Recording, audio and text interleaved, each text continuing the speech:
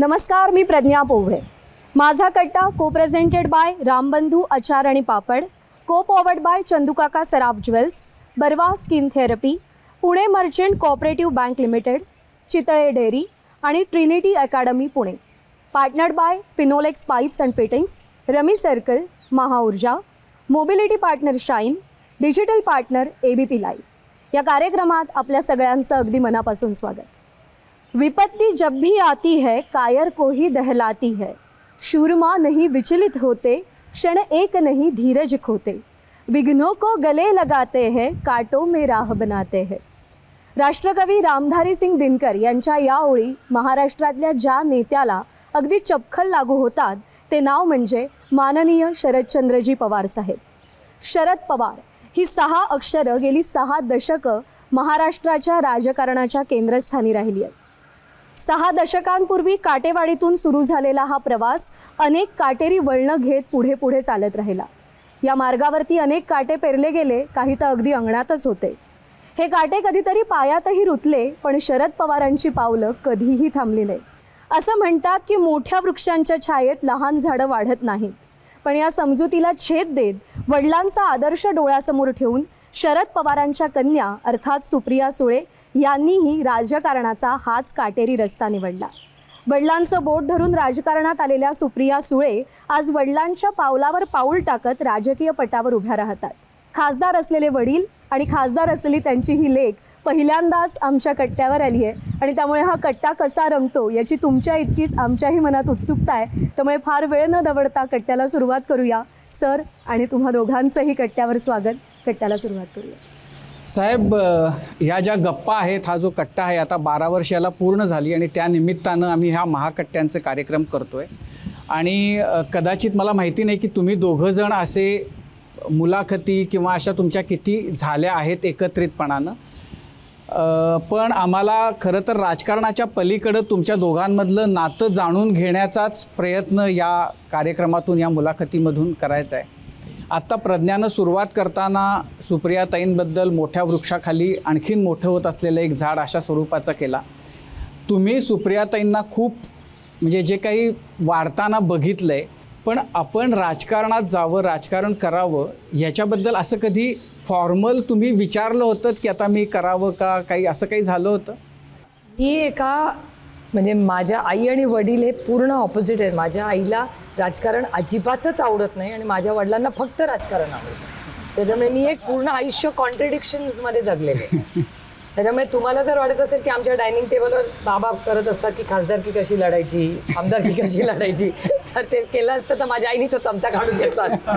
त्यामुळे आमच्या डायनिंग टेबलवर कधीच राजकारणाची चर्चा होत नाही आणि हे बाळकडू वगैरे कॉन्सेप्ट आमच्या घराला लागू होत नाही. त्याच्यामुळे लोक जेव्हा असं आमच्याबद्दल बोलतात तर मला कसं कौतुक वाटतं की यांना काय वाटतं आम्ही काय बोलतो डायनिंग टेबलवर.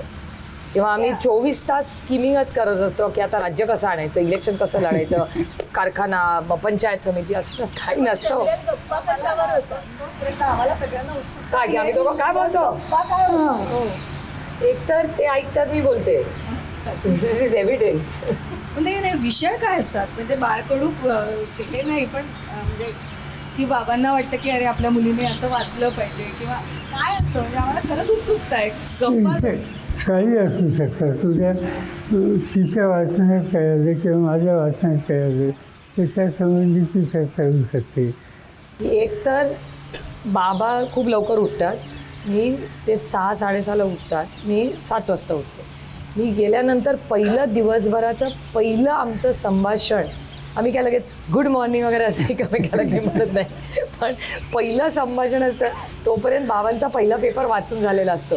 त्याच्यामुळे ते गेल्यावर पहिला तो असा हातात देतात, म्हणजे की आता गेट ऑन विथ इट. आणि मग 1-2-3 असे पत्रकार आहेत, त्यांना आम्ही दोघं रोज फॉलो करतो. त्यामुळे जर मी वाचून गेलेले असतील त्यांच्या खोलीत तर पटकन त्या अग्रलेखाची चर्चा. एक सेकंड, डायलॉग पण तुमच्या दोघांमध्ये मिळून एकच पेपर घेता का तुम्ही?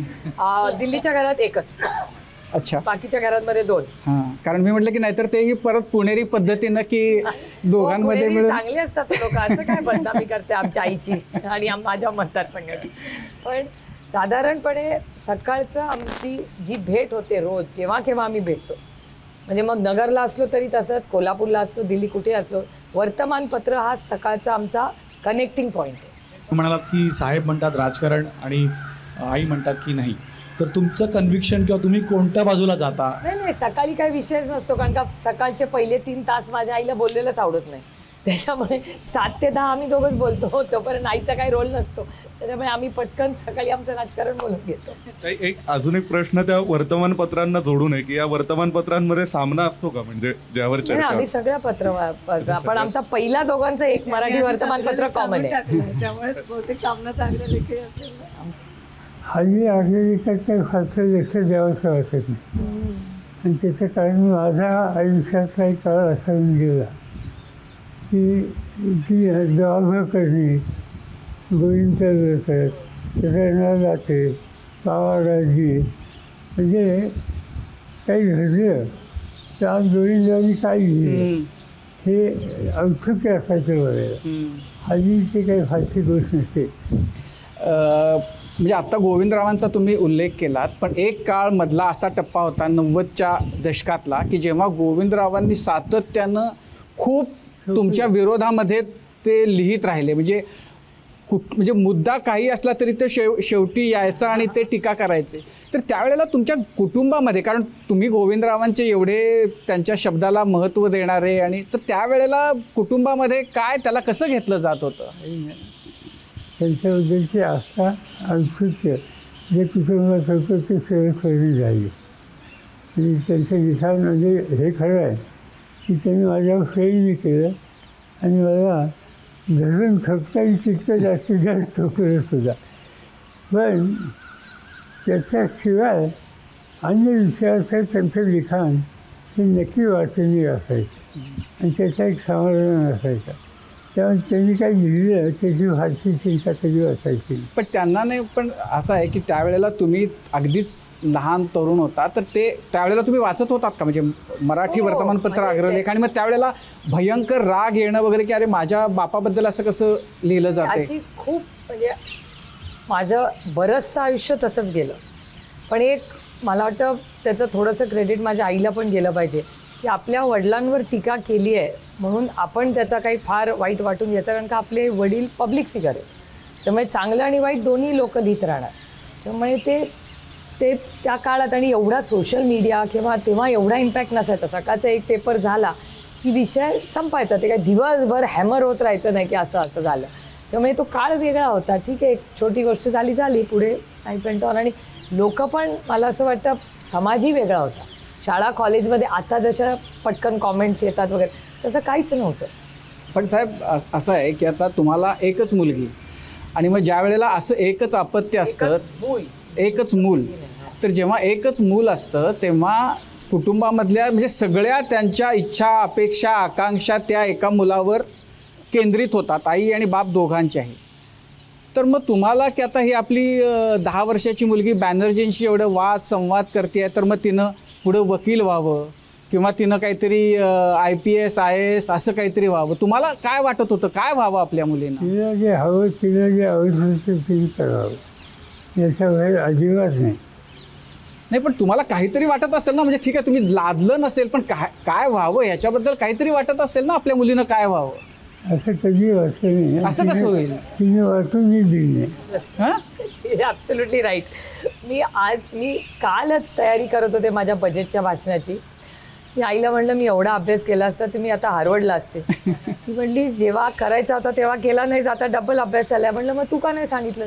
मी प्रयत्न केले, काय होतं, म्हणजे ते इतके मॅटर ऑफ फॅक्ट आई वडील आहेत. आता मला असं वाटतं मराठी कुटुंब असंच असतं असा माझा समज आहे. म्हणजे भाषण केल्यानंतर जर चूक काढली नाही तर समजायचं भाषण चांगलं झालं. म्हणजे कधी असं माझ्या आईवडिलांनी सांगितलं नाही आजचं भाषण ना चांगलं झालं, असं मी कधीच इतक्या वर्षात ऐकलं नाही. चूक झाली तर एक पाऊल घरात आणि दुसरा गाडीत असला तरी पटकन तो शब्द चुकला, अरे आताही होते घरात, अरे अटॅक लगेच.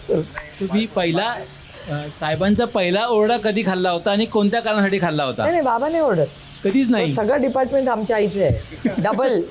बाबा नाही ओरडत, बाबा कधीच ओरडत नाही. पण मग आई तर आईचं फक्त ओरडणंच होतं का हात पण चालायचा? नाही, सगळं पाय आठवत नाही पण हात आठवत नाही. नाही सगळं पट्टी सगळं तिथे काही सायकॉलॉजी वगैरे काही नव्हती. म्हणजे कसं मुलांच्या कलेनी घ्या कला बिला काही नव्हती. रट्टा बसायचा व्यवस्थित. पण असं आहे की पण मग हे यायचे की नाही त्यावेळेला? बाबा घरात असतील तर वाचवायला येते. बाबा घरी कुठे असायचे.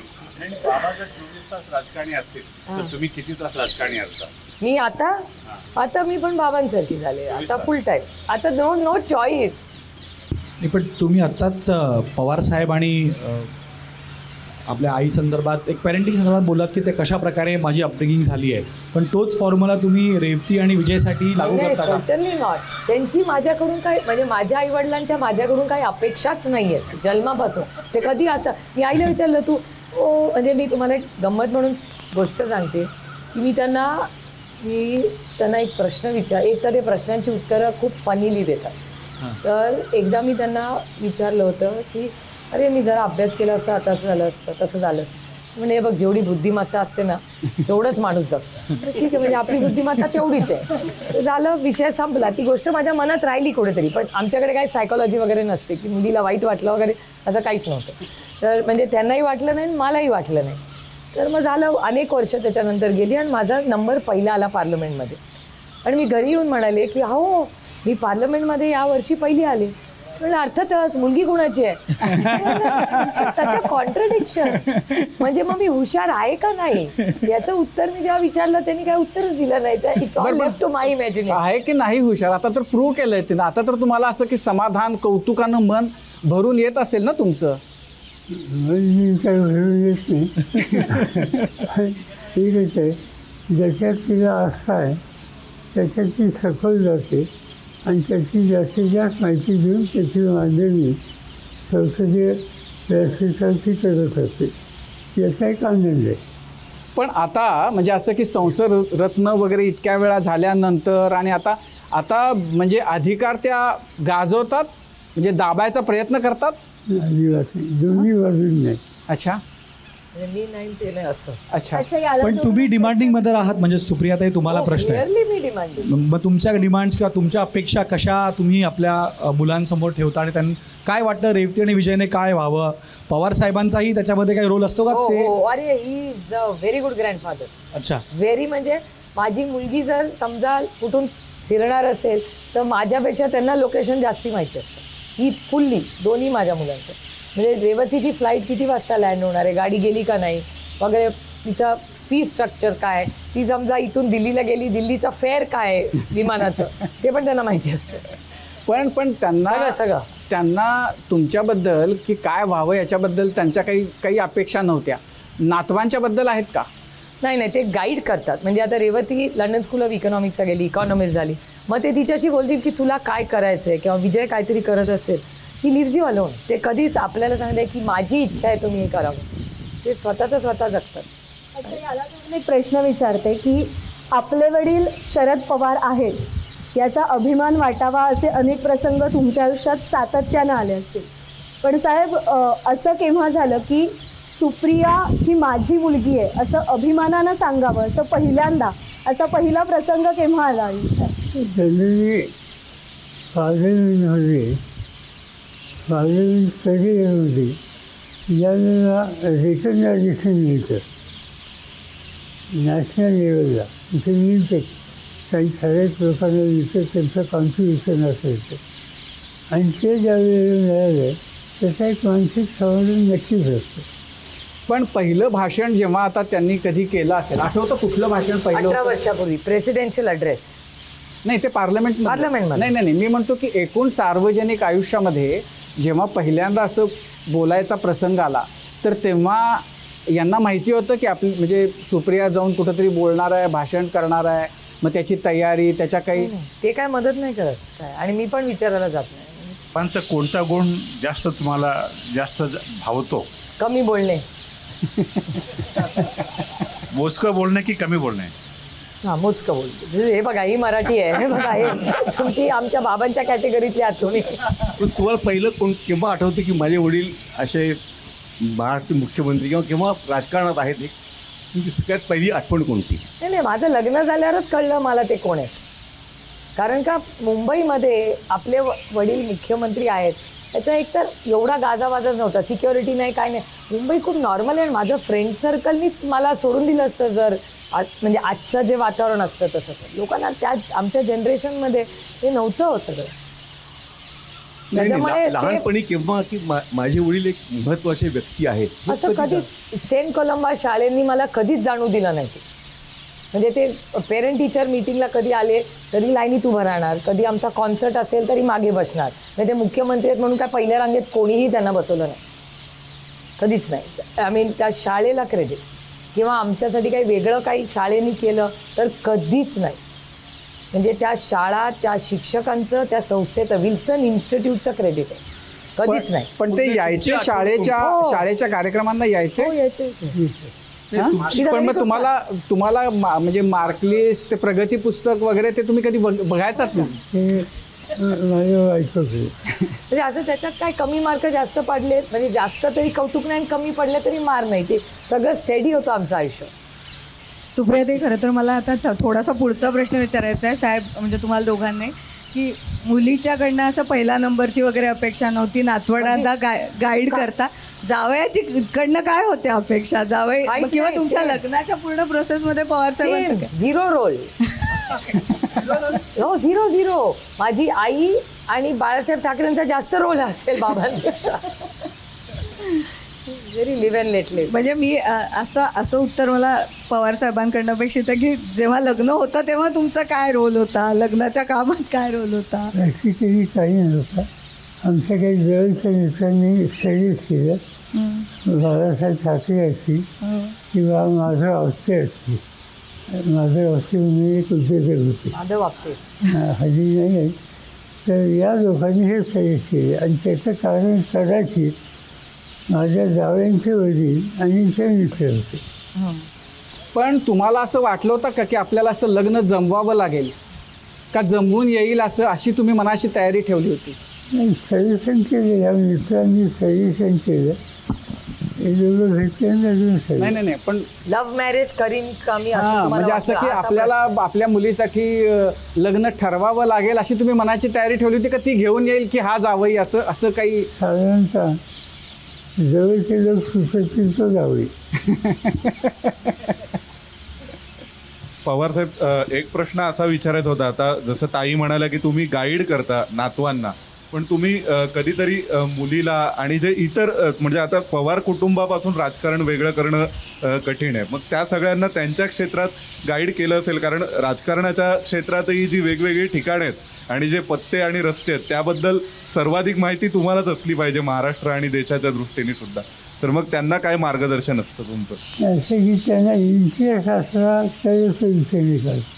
बऱ्याचदा त्यांना या सगळ्या राजकीय इश्यूमध्ये अजिबात इंटरेस्ट नाही.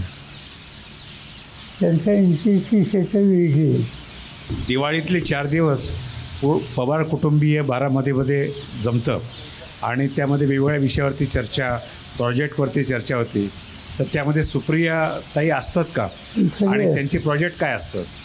सगळे असतात. म्हणजे त्याच्यात हे आहे, वर्गवादी आहे, जी यंगस्टर्स आहेत, साधारणतः 14, 15, 16 या वयाची, त्यांचा एक ग्रुप वेगळा असतो. ते त्याचं वेगळं जाणं येणं, एकत्र बोलणं, गप्पागोष्टी, त्यांचे कार्यक्रम वेगळे. आमची सिनियर जनरेशन जी आहे ती जरूर काही नवीन काय करायचं का, ते तुम्ही काय करत आहे का, त्याच्यात काही सुधारणा करायची गरज आहे, काही थोडी चर्चा होत असते. तुम्हाला आश्चर्य वाटेल पण बाबा आणि आई यार फुल टाईम आजी आजोबा, फुल टाईम म्हणजे फुल टाईम.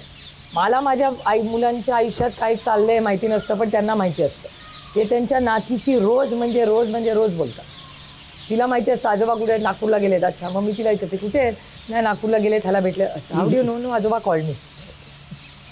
रोज. अच्छा, प्रत्येक वडिलांचा आपल्या मुलीच्या हातचा एक आवडीचा पदार्थ असतो आणि तो तिनेच बनवावा असा त्यांचा हट्ट असतो. असा कोणता पदार्थ आहे तुम्ही बनवलेला जो पवार साहेबांना खूप आवडतो? मी ते कधी ऐकलं नाही. पण तुम्हाला येतं का करायला काही? मोठा आधी यायचा, आता नाही येत. म्हणजे आता संबंधच येत नाही कुठे जायचा. म्हणजे तुम्हाला एक गंमत म्हणून सांगते, की चंद्रकांत दादा माझ्याबद्दल बोलले होते की जा घरी जा, स्वयंपाक करा, इथे काय करतायत. मी घरी गेल्यावर माझे म्हणजे आई, बाबा, रेवती, विजयन, सदानंद बसले होते आणि मी आले होते. हो, माझा मुलगा म्हणतो, अरे मला चंद्रकांत दादांचा नंबर पाहिजे. म्हटलं कशासाठी? म्हणजे मला त्यांना फोन करायचा आहे. म्हटलं आई ऑफेंडेड की तुझी आई? म्हणले नाही नाही, त्यांना मी सांगणार आहे की अहो आमच्या आईला स्वयंपाक येत नाही, तिला दुसरं काहीतरी सजेस्ट करा. आमच्या घरात असं वातावरण आहे, त्याच्यामुळे ते एवढं कोणी काय फार मनाला लावून घेतलेलं पब्लिक लाईफ. पवार साहेब, महाराष्ट्राचं आणि तुमचं एक वेगळं नातं आहे. गेली 6 दशकं महाराष्ट्र तुम्हाला बघतोय, तर हा नात्याचा कट्टा आहे. म्हणून ते जे महाराष्ट्राचं आणि तुमचं नातं आहे, आता जे समाजामध्ये जे काही सुरू आहे, मतं मिळतात पण मनं दुभंगतात, तर हे बघून तुम्हाला अस्वस्थता येत नाही का? नाही, आत्ताची महाराष्ट्राची स्थिती आहे, विशेषतः काही जिल्ह्यांची, जालना, बीड, परभणी किंवा या जिल्ह्यामध्ये हे तिथलं वातावरण तिथं अत्यंत अस्वस्थ करणार आहे. इनफॅक्ट हे पेशंट असल्यावर मी शांतपणाने तिथल्या लोकांची जाऊन डायलॉग करत बसणार आहे. आणि आता जी एक कटुता, गैरविश्वास हे जे तिथं दिसतं आहे हे भयावह आहे.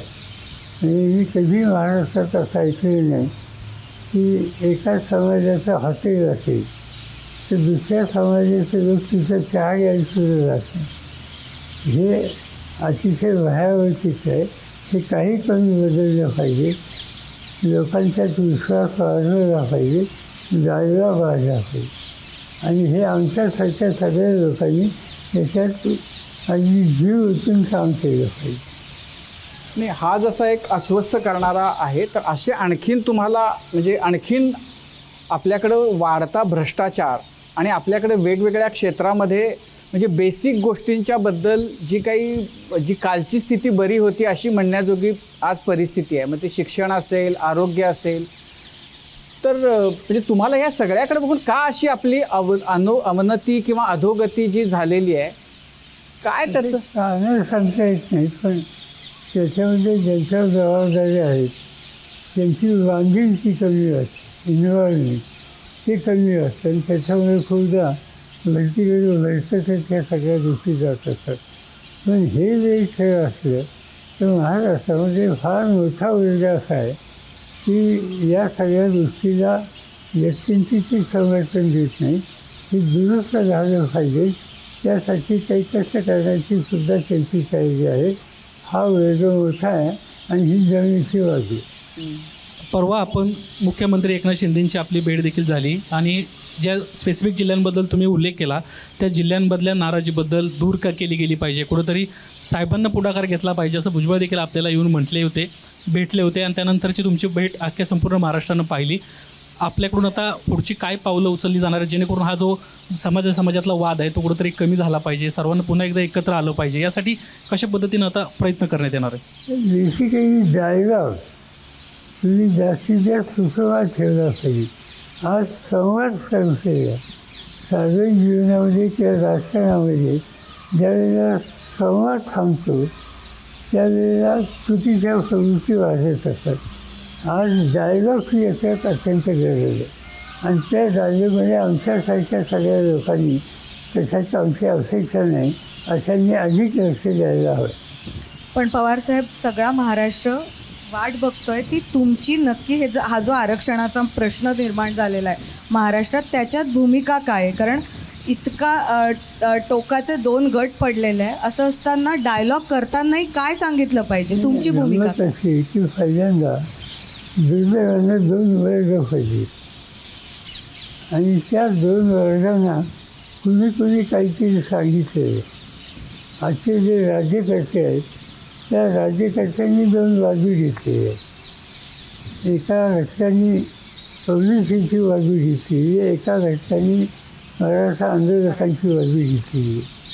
हे योग्य नाही आहे. या सगळ्या घटकांनी तिथं आपण सामंजस्य कसं निर्माण करू शकू याच्यावर अधिक लक्ष द्यायची आवश्यकता आहे. आणि मी मगाशी सांगितल्याप्रमाणे त्यांनी डायलॉग वाढवला पाहिजे. महाराष्ट्रातला हा गुंता वाढत असताना केंद्र त्याची भूमिका बजावते असं वाटतंय का तुम्हाला? महाराष्ट्रात हा गुंता वाढत असताना केंद्र त्याची भूमिका नाही, अजिबात नाही. केंद्राने याच्यात लक्ष सुद्धा घातलंय असं दिसत नाही. हां काय म्हटलं? केंद्राने याच्यात लक्ष घातलंय असं अजिबात दिसत नाही. मी पुन्हा नात्यांकडे येतो राजकारणावरून. अस्वस्थ करणाऱ्या क्षणांचा उल्लेख केला. माझा प्रश्न सुप्रियाताईंना आहे की साहेब तुम्हाला सर्वात जास्त अस्वस्थ कधी वाटले, कोणत्या क्षणी वाटले? ते एकतर ते क्रायसिसमध्ये कधीच अस्वस्थ नसतात. ते सगळ्यात म्हणजे ते ट्रबल वॉटर्स असतं. जेव्हा प्रचंड आपल्याला असं वाटत असतं बापरे केवढं काय चाललंय, तेव्हा ते सगळ्यात रिलॅक्स असतात. आणि त्यांना मला असं वाटतं की संघर्ष किंवा क्रायसिस आलं की त्यांना जास्त मजा येते. स्टेडी वॉटर्स असतात तेव्हा ते अस्वस्थ असतात. म्हणजे जेव्हा आम्ही सगळे मजेत असतो तेव्हा ते दुःखी असतात. ताई आणि उद्धवजी आम्हाला नेहमीच चिडवतात. उद्धवजी भेटले की म्हणतात बाबा कुठे आहेत? म्हणाला दौऱ्यावर गेले. तुम्ही ना घरात चांगलं नीट वागत नाही म्हणून ते रोज दौऱ्यावर जातात असा उद्धवजींचा आरोप आहे माझ्यावर आणि आईवर. पण इट्स अ फॅक्ट. ते क्रायसिसमध्ये नेहमी म्हणजे ते अगदीच रिलॅक्स असतात. आणि जेव्हा सगळंच शांत चाललेलं असतं तेव्हा ते अस्वस्थ असतं. नाही, पण जेव्हा क्रायसिस असतो तेव्हा कोणत्याही प्रकारे त्यांच्यामधून असं जाणवतं, तुम्हाला कळतं की ते आत्ता त्यांच्या मनामध्ये फार चाललेलं आहे काहीतरी? किंवा आता जर असं मी विचारलं की तुमच्या दृष्टीनं त्यांच्या आयुष्यातला सगळ्यात संघर्षाचा काळ हा आत्ताचा जो काही झाला पक्षातनं हाच होता का यापूर्वीसुद्धा अशाच म्हणजे इतक्या गंभीर संकटाला म्हणूया आपण त्यांना सामोरं जाताना तुम्ही पाहिले? म्हणजे आत्ता जेव्हा मी वळून पाहते तेव्हा हे 1 वर्ष त्यांच्यासाठी संकटच नव्हतं असं मला वाटतं. कारण का त्यांनी असा कुठलाच सिग्नल दिला नाही मला तरी, किंवा घरात किंवा पब्लिकली, की त्यांना असं वाटलं की अरे बापरे आता मी काय करू. आणि मला असं वाटतं की तो त्यांचा स्वभाव आहे. त्यांना जितकं कोणी जास्त प्रेशराईज करतं तेवढी त्यांना मजा येते असं मला आता वाटायला लागलं आहे. कारण का मी अनेक वेळा अशा गोष्टी झालेल्या बघितल्या आहेत.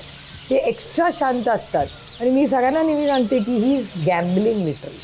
तिथे मज्जा करतात. अरे वा क्रायसिस आला, चला आता पुढचे काही महिने खूप मजा करूया असं त्यांचं टेम्परेमेंट असतं. Because he doesn't have the fear of losing. पण साहेब असं माझा मी काढलेला अर्थ ते की त्यांना अपयशाची भीतीच नाही आहे, त्याच्यामुळे त्यांना काय वाटतच नाही. पण साहेब जेव्हा अशी म्हणजे महाराष्ट्रानं तुमच्यावर अशी आलेली अनेक संकटं बघितली तर आणि त्याच्यातनं तुम्ही त्या संकटाला कशी टांग मारली आणि त्याच्यावर स्वार झाला तेही बघितले. मुद्दा असा की जेव्हा असं संकट येतं तेव्हा म्हणजे तुमच्या डोक्यामध्ये त्याला कसं करायचं असं सतत सुरू असतं. तुमची काय पद्धत असते जेव्हा अडचणीचा प्रसंग येतो तेव्हा त्याला टॅकल करण्याची तुमची पद्धत काय आहे? संकट 2-3 प्रकारची असतात. आता उदाहरणार्थ जातो त्या दिवशी गणपती विसर्जनाचा शेवटचा दिवस होता. आणि झोपायला गेल्याच्या नंतर एक अर्ध्या तासात माझ्या खोलीच्या खिडक्या वाजल्या, हलल्या. तर माझ्या लक्षात आलं काहीतरी बहुतेक भूकंप हा असावा असं मला वाटलं. मी ताबडतोब झोपेतून उठलो आणि कोयना हे एक भूकंपाचं इश्यू सेंटर हे मला ठाऊक होतं. तिथं मी फोन केला. ते म्हणजे काही नाही, म्हणजे आहे काय मी ऐकलं आहे. अधिकाऱ्यांना उठवलं, विमानतळात ठेवलं. 7:30 वाजता मी किनारी जाऊन पोहोचलो. हजारो लोक उद्ध्वस्त झाले, हजारो घरं उद्ध्वस्त झाली. म्हणजे माणसं जखमी झालेली कांटाळ काही गेली हे चित्र दिसतं. आता हे एवढं मोठं संकट आल्याच्या नंतर नथिंग डुईंग, आता काही नाही, आता याच्यासाठी झोपून यायचं. आणि त्या दिवसापासून 14 दिवस मी तिथं राहिलो, घरी गेलो नाही. आणि अखंड त्या सगळ्या लोकांच्या त्यांना धीर देणं पर्याय शोधणं केलं. हा जो क्रायसिस आहे त्या क्रायसिसच्या वेळेला व्यक्तींची ती थांबता कामा नये. त्यासाठी हृदयाचे कष्ट केले पाहिजे. आणि ती तयारी तुमची जर असली तर कसल्याही संकटातून तुम्ही पुढे जाऊ शकता.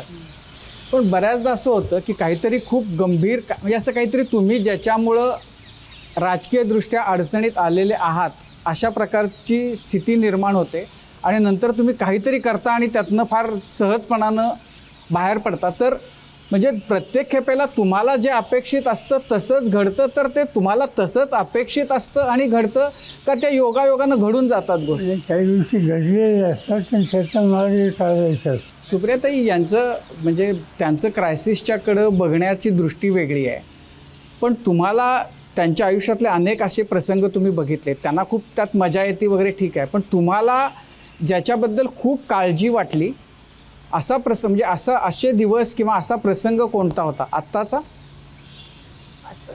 असं काय नाही, काळजीचे अनेक येतात, असं काही नाही. पण म्हणजे तुमचा डॉक्टर पॅनिक झाला तर कसं चालेल? नाही चालणार. किंवा तुमचा वकील म्हणला अरे नाही खूप डिफिकल्ट केस आहे, कसं चालेल? त्याच्यामुळे पब्लिक लाईफ हे तसंच असतं. नाही, पण ते तर आत्ता झालं, पण असं आहे की जेव्हा कळतं नसतं वय, लहान असताना वर्तमानपत्र आपण वाचतो, त्यामध्ये आपल्या वडिलांच्याबद्दल असं काहीतरी येतंय, त्यांचं सरकारच पडलंय किंवा पडण्याची शक्यता झाली आहे, आता बंड झालं आहे, तर कुठल्या तरी प्रसंगामध्ये असं असेल ना की ज्याच्यामुळं काळजी वाटतेय? नाही, सरकार पडणं म्हणजे बंड कोणतंही? होणं वगैरे हे आम्हाला कधीच काही जाणवलं नाही, कारण का आमच्या आईनी सरकार असू दे किंवा नसू दे आमच्या आयुष्यात काहीच फरक झाला नाही.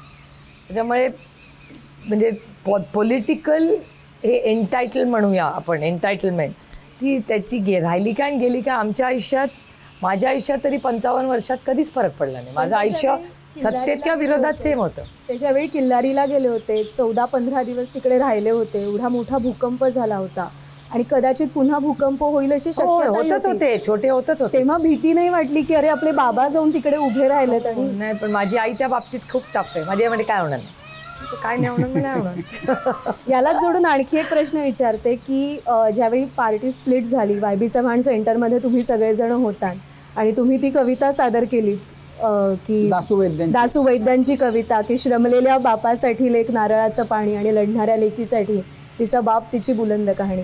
आम्ही पवार साहेबांना गहीवरून आलेलं पाहिलं, संपूर्ण महाराष्ट्राने पाहिलं. असा प्रसंग कधीच त्यांच्या आयुष्यात किंवा त्यांना तशा अवस्थेत बघितलेलं नव्हतं. दोघांनाही विचारायचे की त्या क्षणी तुमच्या मनात काय भावना होत्या आणि तुमच्या डोळ्यात पाणी उभं राहिलं तेव्हा तुमच्या मनात काय भावना होत्या? डोळ्यात पाणी आलं होतं का नाही मला जरा डाऊट आहे. तो कॅमेराचा अँगल वगैरे असेल. खूप स्वतःचे emotions, he master of his mind, complete master. नाही, पण जेव्हा ते सुप्रियाताई असं एकदम इमोशनल की लढणाऱ्या लेकीसाठी बाप बुलंद कहाणी असं जेव्हा म्हणत होत्या तेव्हा तुम्हाला काय वाटत होतं? असं की तेव्हा आहे या क्रायसिसमध्ये बाहेर पडायला काही अडचण येणार नाही. तिने काही पुढाकार घेतला आहे त्याच्यात यश होती, याची खात्री. अशी म्हणालात की जेव्हा चॅलेंज येतं तेव्हा साहेब ते जास्त एन्जॉय करतात. कोणतं चॅलेंज त्यांनी सर्वात जास्त एन्जॉय केलं आहे? पहिले मुख्यमंत्री झाले तेव्हाचं, नंतर मध्ये अजितदादांनी पहाटेची शपथविधी घेतली तेव्हाचं चॅलेंज जास्त एन्जॉय केलं आहे का आता लोकसभेचे चॅलेंज? मला काय असं पहिल्यांदा मुख्यमंत्री पद गेलं त्याचा काही परिणाम झाला नाही. मला आठवत आहे की आमचा एक मित्रांचा ग्रुप होता. मी माझं गावचे एक डहाणूकर होते, वाजवी ते नसरी वाजल्या म्हणून हा एक आमचा मित्र होता, असे 5-6 जण. आणि मला आठवत आहे ज्या दिवशी गव्हर्नमेंटमध्ये बरखास्त झालं त्या आदल्या दिवशी आम्ही सगळेजण आरे कॉलनीत होतो आणि ते सगळं गफागोष्टी सुट्टीचा दिवस होता ती करून परत आलो. रात्री 12:30 वाजता माझ्याकडं VG देशमुख हे आले, चीफ सेक्रेटरी. आणि म्हणजे काय 12 वाजता काय झालं क्रायसिस नाही, म्हणजे तुमचं गव्हर्नमेंट बरखास्त झालं आणि मला ती आली पत्र दाखवलं. गव्हर्नमेंट बरखास्त झालं हे समजल्यावर बाकी घरात जागेच होते आणि मग रात्र सगळं सामान आवडलं आणि सकाळी 7 वाजता आम्ही हा रामालयाच्या घराचं नाव ते घर ते सोडून आम्ही खाजगी फ्लॅटवर गेलो सुद्धा. मॅचला जायचं होतं. 9:30 वाजता खाजगी गाडी होती ती मी आणि माझी बायको दोघंजण मॅच बघायला गेलो. काही नाही म्हणजे तिथं लोकांनी जेव्हा जाहीर केलं की हे मॅच बघायला आले तर लोकांनी स्टँडिंग ओवेशन दिली. पॉईंट असा की क्रायसिस येतात you have to enjoy it. दुसऱ्या 2 प्रसंगावेळी ते कसं एन्जॉय केलं? दुसरे 2 प्रसंग जेव्हा अजितदादांनी पहाटेची शपथ घेतली तो प्रसंग, आणि आता पुन्हा अजितदादा वेगळे शपथ घेतली त्यावेळेला त्यांच्यावर जे लोक होते त्या सगळ्यांना मी बोलवलं आणि ते सगळे विड्रॉ राहिले. आणि ते विड्रॉ राहिल्याच्या नंतर अजितसुद्धा विड्रॉ झालं, त्यामुळे त्याच्यात काही कटकटी झाल्या नाही. आत्ताचं चित्र थोडं वेगळं आहे. आत्ता सरळ भारतीय जनता पार्टी त्यांचे सगळे सहकारी आणि आमच्या पक्षाचा एक मोठा वर्ग ही दोघेही एकत्र आले आणि त्यांनी राज्य साफांची वेगळे. ठीक आहे, ह्या गोष्टी होत असतात. योग्य वेळी लोकांच्यात जायचं असतं, लोकांना बरोबर घ्यायचं असतं आणि याला उत्तर शोधायचं असतं. पण आत्ता जेव्हा ही बारामतीची निवडणूक जी होती त्याच्याकडे सगळ्या देशाचं लक्ष लागलं होतं, तर तुम्ही म्हणजे तुम्हाला खात्री होती की असाच निकाल लागणार? 100%. आणि तुम्हाला नाही? तुम्हाला काय वाटत? नाही, मी एक ऑफिशियल म्हणजे माझा इंटरव्ह्यू घेतला तेव्हा सांगितलं होतं की बारामती लोकसभा मतदारसंघ एकाच माणसाला कळतो. ना अजित पवारला कळतो ना मला. अजित पवार ओव्हर कॉन्फिडंट आणि मी अंडर कॉन्फिडंट असं ते कॉम्बिनेशन होतं आणि हे स्टेडी होते पहिल्या दिवसापासून शिरूरच्या बाबतीत पण साहेब म्हणजे असं आहे की आता तुम्ही जेव्हा बारामतीमध्ये ॲक्च्युअल लोकांमध्ये होतात त्याला आता खूप काळ झाला. मधल्या काळामध्ये हे 2 जण आले, हे सगळं बघत होते, तर तुम्हाला हा कॉन्फिडन्स आणि लोकांचं पल्स तुम्हाला असाच निकाल लागेल असं होतं ना? मार्जिनही असंच असेल असं वाटत होतं ना? तर ते कशाच्या जोरावर होतं? 2 गोष्टी आहेत. एक असं आहे की म्हणजे माझा मतदारांशी डायलॉग असतो, व्यक्तिगत संघर्ष असतात. राजकारणामध्ये तुमचं कार्यक्षेत्र जे आहे त्या कार्यक्षेत्रामध्ये घटकांशी तुमचे संपर्क आणि संबंध चांगले असले तर काही चिंता करायचं काही कारण नसतं. बारामती हा मतदारसंघ एक गमतीचा मतदारसंघ आहे. तो माझ्यावर बोलणं योग्य नाही पण प्रचंड प्रेम करतो आणि माझ्या मार्फत पुढे आयुष्यात त्यांच्यासाठी जे जे काही करता आले ते मी केलं. एक दुसरी गोष्ट अशी, माझा व्यक्तिगत संबंध मतदारांशी डायरेक्ट आहे.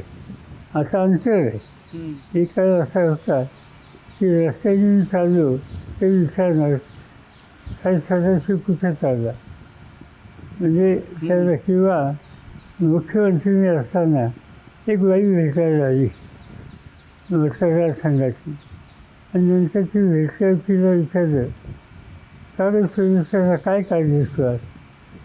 गावाकडे साहेबांनी मला सुरेशा नावानं हाक मारली. काम हो न हो त्याचा जो एक आनंद त्या बाईला असतो तो तिला आयुष्यभर होतो.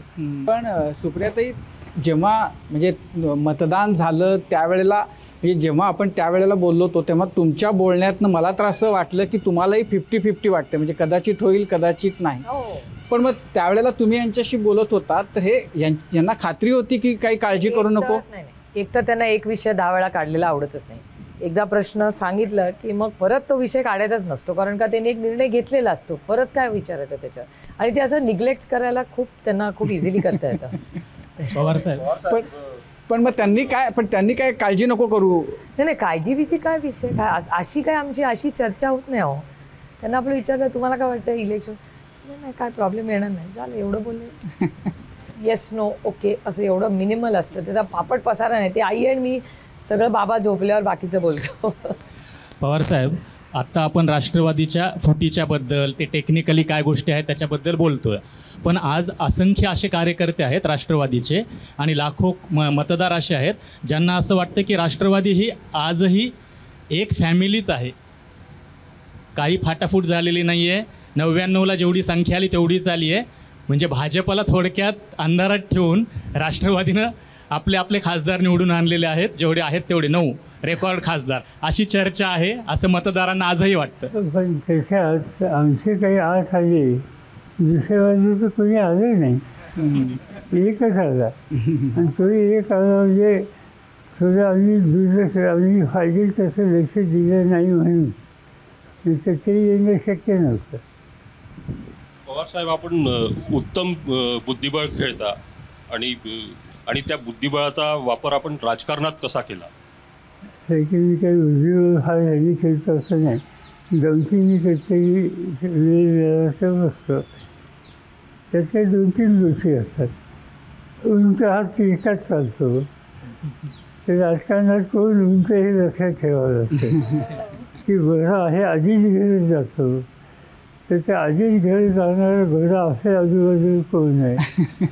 पण तुम्हाला साहेब बुद्धिबळामधलं हे जे उंट घोडे आणि याच्यामधलं तुमचं आवडतं हे काय आहे? कोणाला घेऊन खेळायला जास्त आवडतं? वजीर. माझा प्रश्न हा भविष्याला जोडून आहे.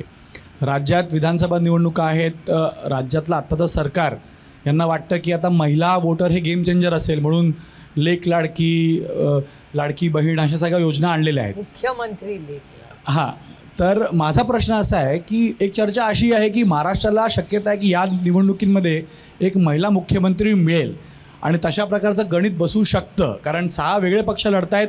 कोणीही त्या मॅजिक फिगरच्या जवळही पोचणार नाहीत, म्हणून सोबत घेऊन लोकांना चालवावं लागेल. आणि जसा तुमच्याबद्दलचा हा सगळ्यांनी उल्लेख केलेला आहे, जर गणित बसलं तर सुप्रिया सुळे ह्या महाराष्ट्राच्या मुख्यमंत्री होतील अशी चर्चा आहे. तुम्हाला एक बाप म्हणून किंवा एक पक्षाचे प्रमुख म्हणून वाटतं की तसं होईल किंवा व्हावं? पहिल्यांदा मला हे असं काही झालं की इथं राज्य सरकार आम्हा लोकांच्या हातात आलं पाहिजे आणि आणणार. आणि त्यामुळे एकदा राज्य सरकार आणण्याचा निर्णय घेतला, त्यासाठी कसे घ्यायचे ठरवले. मग ही व्यक्ती राहत नाही महत्त्वाची, तो सामुदायिक निर्णय होतो आणि तो त्यानंतर होतो. आज आमचं की जसं अर्जुनाला सांगितलं होतं की वासाचा डोळा, तसं आज आमच्या सगळ्यांच्या मनामध्ये महाराष्ट्राचं राज्य, बाकी काही. पण त्यांनी मुख्यमंत्री व्हावं अशी आशा एक राज्य तर येऊन द्या. तुम्हाला काय वाटतं, तुम्ही स्वतःबद्दल काय बघता तुम्ही की आपण मुख्यमंत्री व्हावं किंवा आपण काय, तुम्ही स्वतःसाठी काही स्वप्न बघता की नाही बघत? मला महाराष्ट्राचा मधु दंडवते व्हायची इच्छा आहे पार्लमेंटमध्ये. नेहमी मला असं वाटतं की आपलं नाव त्या बोर्डावर लागलं पाहिजे जिथे त्यांचं नाव आहे. हो, की पार्लमेंटमध्ये इतके वर्ष आम्ही जेव्हा चर्चा करतो, आता बजेटचं सवरण सो इंटरेस्टिंग, आणि पॉलिसी मेकिंग, म्हणजे पार्लमेंटची ताकद काय आहे, देशाच्या पॉलिसी करणं. त्यामुळे मधु दंडवतेंचं आम्ही भाषण आजही रेफरन्स म्हणून वापरतो आणि इन कॉन्टेक्स्ट असतात ते आजच्या. म्हणजे असं वाटतं रे, किंवा चव्हाण साहेबांची पार्लमेंटमधली भाषणं तुम्ही काढून वाचून बघा, म्हणजे त्यातले काही रेफरन्सेस आज रेलिव्हंट लागतात. त्यामुळे ती पॉलिसी मेकिंग, पार्लमेंट. सुप्रियाताई, तुम्ही जेव्हा शरद पवारांची सगळी कारकीर्द बघता, त्यांचं म्हणजे कोणते त्यांची अशी समजा आपण कामं म्हटली की तुम्हाला ती खूप महत्त्वाची वाटतात आणि ती कामं त्यांनी केली याच्याबद्दल तुम्हाला आतूनच खूप म्हणजे अभिमान वाटतो वडील म्हणून, आणखीन ज्याच्याबद्दल खूप समाधान वाटतं, तर अशी तुमच्या लेखी कोणती कामं आहेत? त्यांनी केलेला कम्प्लीट सोशल इम्पॅक्ट चेंज.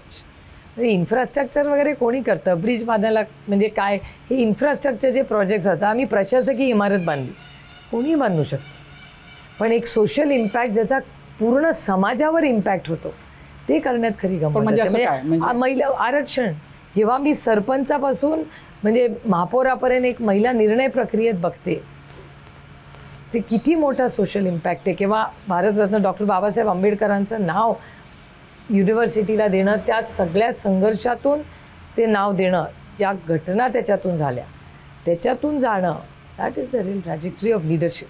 साहेब, तुम्हाला तुमच्या म्हणजे तुम्ही इतके शेकड्यांनी गोष्टी केल्यात किंवा निर्णय घेतलेत, तुम्हाला तुमचा सगळ्यात अगदी आतून भावलेला आणि आवडलेलं काम कोणतं आहे, आणि म्हणजे कुठलं काम तुम्हाला त्याचं खूप मजा आली ते करताना आणि खूप मोठं काम झालं आपल्या हातून असं त्याच्याबद्दल वाटतं? पॉलिसी, महिला धोरण. पण जेव्हा आरोप होतात तेव्हा आरोपाचं वेळच्या वेळी खंडन करणं आवश्यक आहे का काही वेळेला आरोप झाले तरी त्याच्याकडे दुर्लक्ष करणं? पॉईंट असा आहे की त्या आरोपाचं स्वरूप काय त्याच्यावर आहे. आरोप उगाच उचलपणाने काही आरोप केले तर त्याकडे दुर्लक्ष होतं. जेव्हा अस्वस्थ करणारे, तू असं तर होऊ शकत नाही की तुम्हाला अस्वस्थता येत नाही. असे अनेक प्रसंग राजकीय आयुष्यामध्ये, व्यक्ती म्हणून प्रत्येकाच्या आयुष्यामध्ये आणि तुमच्या आयुष्यात तर असे खूप प्रसंग आले असतील. तर तुम्ही अस्वस्थ असताना किंवा अस्वस्थतेवर मात करण्यासाठी तुमची काय पद्धत आहे? तुम्ही ती अस्वस्थता तिला कसं दूर ठेवता किंवा त्याच्यावर कशी मात करता? काय त्यांचं फारसा विचार करायचा नाही आणि एखादं लेखक पुस्तक असेल तर ते वाचायचं. आता मी सह्याद्री गांधींचं एक पुस्तक वाचतोय. अस्वस्थता काही म्हणून वाचतो असं नाही, अशी काहीतरी पुस्तकं शोधून ती वाचत बसायची. यात एक अर्ध्या दिवसापूर्वी एका गावात काही प्रकार झाला आणि काही स्त्रियांना त्रास दिला गेला. म्हणजे अस्वस्थ होतं. पण माझ्या नजरेसमोर एक पुस्तक आलं, रुक्मिणीबाई. कुठलं? रुक्मिणीबाई. त्या असं गिरगावच्या भगिनी त्या पहिल्या महिला डॉक्टर झाल्या त्या. आणि तसा त्या राऊत ना, बहुतेक राऊत ना त्यांचं, रुक्मिणीबाई राऊत सावे. म्हणजे त्या नंतर सावेंशी लग्न केलं होतं. हां, त्यांच्याजवळ काय ते वसईच्या जवळचं त्यांचं गाव. फार सुरेख पुस्तक आहे. म्हणजे अशा गोष्टी तुमचे सगळे विषय निघून जातात. पण अशा वेळेला बरेच जण अध्यात्म, देवधर्म अशाकडे जातात. तर तुम्हाला असं कधीच नाही वाटलं की अरे आता कुठल्या तरी बाबाचा धावा करावा, काहीतरी अंगारा धुपारा लावावा, काहीतरी करावं? म्हणजे मी 2 मंदिरात जातो.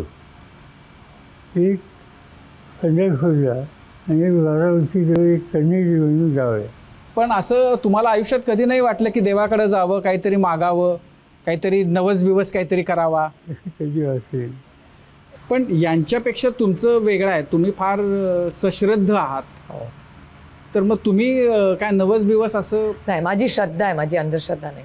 अच्छा, तुम्ही माझी पूर्ण श्रद्धा. पण तुम्ही देवाकडे म्हणजे समजा जेव्हा मंदिरात वगैरे जाता तेव्हा काय असते, म्हणजे काही मागणं असतं? आपण एक तर मी मागायला जात नाही, तो सर्व आहे. आपण काय मागणार? त्याला सगळंच माहिती आपल्याबद्दल. राजकारणातल्या सर्व बड्या नेत्यांच्या मुली त्यांच्या वडिलांच्या आडनावानं ओळखल्या जातात. पण सुप्रियाताईंनी सुप्रिया सुळे म्हणून स्वतःला प्रस्थापित केलं. त्याकडे आपण कसं बघता? आनंद आहे. पण सुप्रियाताई, तुम्हाला असं का नाही वाटलं की आपण सुळे पवार, पवार सुळे असं काहीतरी करावं? एवढा काही विचारच नाही केला. अरे काहीतरी विचार केला असेल ना? नाही, आपलं माझ्या आईने नाव बदललं, माझ्या बहिणींनी बदललं, मी बदललं. काय असं काय? आणि तुम्ही एवढंच विचारताय पवार का नाही लावले, कारण का त्याच्या पुढे शरद आहे. असं नसतं. सुप्रियाताई, तुम्ही म्हणालात की शरद पवारांचा त्यांच्या भावनांवर खूप जास्त कंट्रोल आहे. पण प्रत्येक वडिलांच्या आयुष्यात एक प्रसंग असा येतो जिथे ते खूप भावनिक होतात. आत्ता सुळे पवार या सगळ्याचा उल्लेख सुरू आहे. तुमच्या लग्नात तरी त्यांच्या डोळ्यात पाणी आलं होतं, भाऊक झालं होतं. असं माझी आई म्हणते. असं माझी आई म्हणते. मी नाही पाहिले ते, मी नाही पाहिले, पण माझ्या आईने सांगितलं. सुप्रियाताई, तुम्ही मगाशी त्यांचा आवडता गुण कोणता, तर मोजकं बोलणं असं सांगितलं. न आवडणारा गुण काय त्यांचा आवडत नाही? ते हसतायत. पण विचार करते असं काय नाही. काही सगळं आवडतं त्यांचं. आवडतं असं नाही, पण म्हणजे ते करतात ते सगळं योग्य, बरोबर. नाही, त्यांना जे आवडतं ते करतात. पण तुम्हाला काय त्यांचं असं एखादी असेल ना की त्यांची ही गोष्ट तुमच्याशी बुद्धिबळ खेळतात का? ते खेळले? तुम्ही कुणाशी बुद्धिबळ खेळता, कुणाशी खेळायला आवडतं? आता रेवतीशी खेळतात. पण मग असं काही नाहीये की ज्याच्याबद्दल तुमची नाराजी आहे त्यांच्याबद्दल, असं काहीच नाहीये? म्हणजे कशा बाबतीत असं? एकूण व्यक्ती म्हणून की म्हणजे काही असू शकतं ना. आता ते उठ जातात बाहेर, तर तेही असू शकतं. नाही, माझ्या आईचं आणि आमचं म्हणजे असं म्हणणं आहे की त्यांना दुसरे काही इंटरेस्ट नाही आहे. ते घरात बसलं तर ते आजारी पडतील, त्याच्यापेक्षा ते बाहेर गेलेले बेटर आहे. असं आहे. त्यांना लोक हे त्यांचं टॉनिक आहे ते आणि असं आहे की आधी वाटायचं की ते स्वतःला डिफेंड करत नाही, हे त्यांचं चुकतं आहे. आता आमच्या उशिरा का होईना माझ्या लक्षात आलं आहे की गप्पा बसण्यात जास्त ताकद आहे आणि त्याच्यामुळे आता त्याच्यात आपल्या वया आणि अनुभवाबरोबर आपले आई वडील आपल्यासाठी बदलत असतात. आणि मला वाटतं मी त्यांच्या करिअर ड्राफ्ट किंवा एक वडील किंवा नात्यांमध्ये किंवा एक आजोबा म्हणून मला असं वाटतं एक आदर्श वडिलांपेक्षा ते एक आदर्श आजोबा जास्त आहेत. आणि ते मला कधीच असं, आणि मी ओल्ड स्कूल ऑफ थॉट आहे आणि माझ्या आईने मला नेहमीच सांगितलं की तुझे वडील कामासाठी आहेत, बाकी सगळं करायला मी आहे. त्याच्यामुळे आजकाल जे आई वडील एकत्र रिझल्ट घ्यायला जाणे, सायकॉलॉजी वगैरे, याचा आम्ही कधीच विचार केला नाही की आपले वडील फार कामात आहेत. ठीक आहे ना, ते कामासाठी जन्माला आले. साहेब, तुम्हाला कोणता गुण खूप आवडतो सुप्रियाताईंचा? दुसऱ्या विषयामध्ये डेफमध्ये जाणं, त्यांच्या विषयाच्या संबंधीची माहिती घेणं, नंतर भाष्य करणं. अच्छा, आणि काय आवडत नाही? आवडत काय नाही? आवडत नाही काय काय म्हणजे सकाळी सकाळी मला छळतात कधी कधी. सकाळी 6:30-7ला माझ्या दादावर तिचं चिकचिक, इतक्या लवकर का उठला? बरं, मला मगाशी खरं तर तो सुरुवातीच्या याच्यामध्ये प्रश्न विचारायचा होता. हे सुप्रिया नाव हे कुणाला सुचलं होतं? म्हणजे तुम्हाला तुमचा चॉईस होता का काकींचा? पण तुमचा होता, पण मग एकच नाव होतं डोक्यात का 2-3 नावं, की म्हणजे प्रतिभा एकच नाव होतं? पण मग त्याला तुम्ही जे म्हटलं त्याला त्यांनी हो म्हणून टाकलं का त्यांनी वेगळं एक आपलं नाव काहीतरी हे पण विचार करा असं? मला पण नाही माहिती. पण तुम्हाला का, म्हणजे सुप्रिया नाव तुम्हाला का ठेवायचं होतं? अच्छा, आम्ही एवढं ॲज अ फॅमिली एवढं नाही डिटेल मायक्रो काहीतरी त्यांनी केला असेल ना विचार, पण त्यांना एकच मुलगी असणार होती. खरंच सांगते, माझी शाळा, माझं कॉलेज, काय त्यांना एवढा काही डीप इंटरेस्ट नव्हतं. मी एक शेवटची गोष्ट सांगून तुम्हाला खूप तुमचा कट्टा इंटरेस्टिंग करायचा सांगते. मी कधीच बोललेले आहे कधी, पण बाबा एक तर खरंच मोजकं कमी, म्हणजे आउट ऑफ चॉईस ते बोलतात. आणि ते जेव्हा बोलतात तेव्हा असं कसं आपलं वायफळ, मी आणि आई कुणाबद्दल बोललं ते म्हणजे तुम्हाला विषय नाहीत का बोलायला, तर गप्प बसा, उगाच बोलत बसू नका वायफळ. त्याच्यावर नो नॉट अलाउड. आणि म्हणजे ते आड नाही तर ते उठून जातात आणि पुस्तक टी व्ही काहीतरी करतात, त्यांना आवडत नाही ते. आणि एक मला अजून तो दिवस आठवतो आहे की म्हणजे ते टिपिकल बाबा कसे आहेत ते, ह्याची अनेक उदाहरणं आहेत त्याच्यात. की आम्ही ॲक्टिव्हिटी कुठली करायला गेलो की इज ऑलवेज गिव्ह.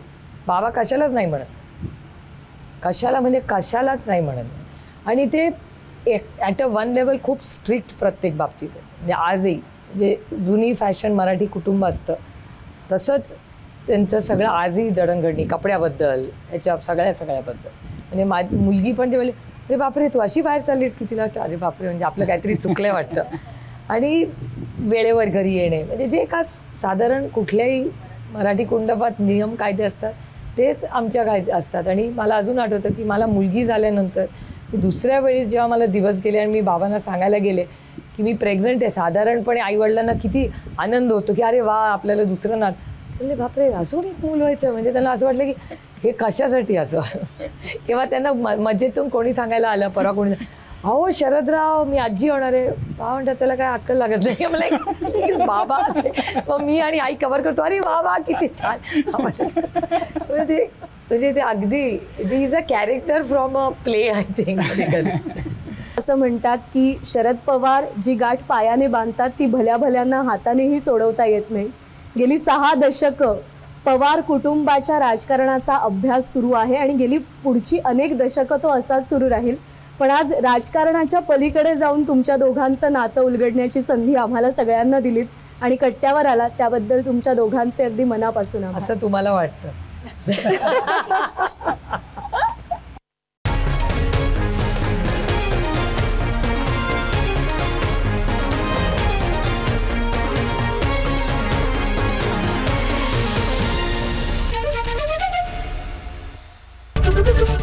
एबीपी माझा, उघडा डोळे बघा नीट.